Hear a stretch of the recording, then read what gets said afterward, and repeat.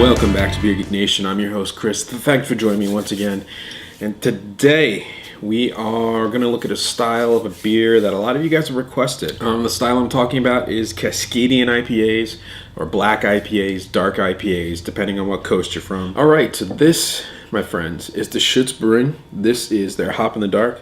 Comes in at 6.5% ABV, 70 IBUs, so it's a big IBU beer.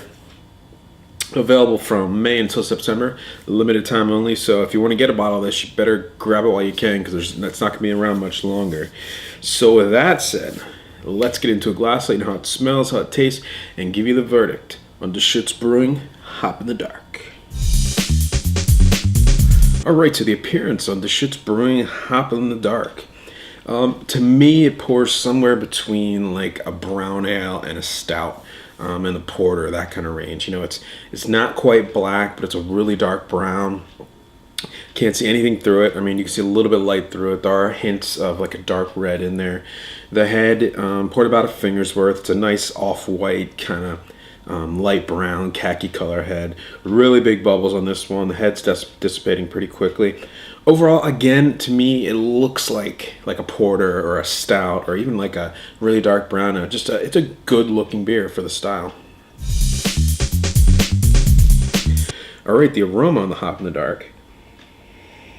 Yeah, it smells really good. There is no mistaking the West Coast orange into this one. You know, it's a twofold aroma. There's definitely no doubt about these beers. You get the stout aroma, in there. You get the smokiness, you get the chocolate, you get the toasted and roasted malts in there, and it's really prevalent at this one. And then the other side of that, you get these really bright citrusy West Coast kind of really dry hop notes in there. There's some tropical flavors in there. There's definitely the pine needle kind of aroma coming out this one. The lemon zest, the orange zest, all that stuff's really in there. So it's definitely a West Coast. It's definitely got those stout characteristics, those porter characteristics to it. It's almost like a really hopped version of, like, say, a robust porter or something like that. It's just a really interesting smelling beer, and if you've never smelled one, this is probably one of the better ones I've smelled. All right, so the taste on the Hop in the Dark. Right at the front of the tongue, you get bitterness. By the middle of the tongue, you get those caramel notes, those big kind of roasted malt notes. Really very little smokiness. There's a tiny bit in there, but the hop characters work well with it. The hop characters actually tend to just wipe it away and really take it over. There's a lot of citrus in this one. There's a lot of sweet fruits. You get some of the yeast, the breadiness from the yeast. Lots of mouthfeel at 6.5%. I wouldn't expect that in this one, but there is definitely some body to this one. Yeah, definitely there. As far as the dark beer notes go, and I use dark beer, as a generalized term, stout porter. You guys know what those are supposed to have: the roasted notes, the coffee notes, chocolate notes.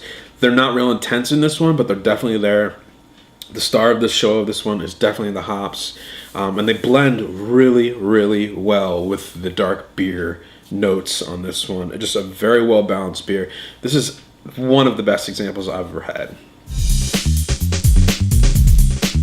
All right, so the verdict on Deschutes Brewing Hop in the Dark, 6.5%, available from May to September. You should still be able to get this around in a few places. Definitely get it while you can. I'm going to give this one an A. This is a style that I'm slowly starting to have more beers from, being the Cascadian Dark Ale, Black IPA, whatever you want to call it. I think a Cascadian Dark Ale is kind of the way beer is going as people's palates change and they kind of evolve their tastes and people want different beers. They're going to have to come up with these different styles, and I think this is kind of one of the examples of the way they're going to do it. They took the hops from the West Coast. They took an imperial stout. They combined together, and you get a beer like this. And this one is dead on. The characters really blend together. You get the West Coast hops. You get the pininess, the fruitiness. the tropical flavors, a lot of the bitterness is in there. You get you get the porter, the stout characters. You get the chocolates, the roasted notes, big roasted notes in this one, and it blends really well together. You don't taste any of the alcohol. The bitterness just really carries the flavor. It's just a really, really great beer, and I'm going to definitely give this one an A. So yeah, with that said, this one's getting an A for me. And remember, friends, life's too short. Drink amazing beers. Cheers.